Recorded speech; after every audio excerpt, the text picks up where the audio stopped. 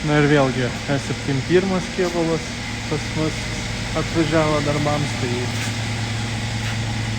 padarytas pilniausias komplektas. Vėl išjungsiu šviesą, kad labiau matytųsi. Tai štai tokį rezultatą mes turim. Tai palei durų apdailas pagal aliumininės apdailėlės padaryta.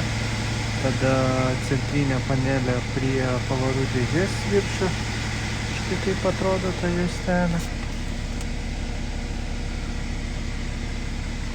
Ir prie centrinės panelės dar klientas norėjo, tai iš 3 dalių čia,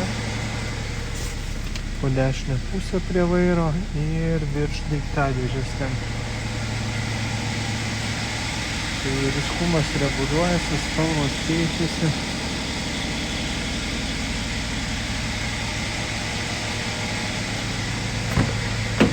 Dabar čia ryškumas nustatytas, man rodos, 50.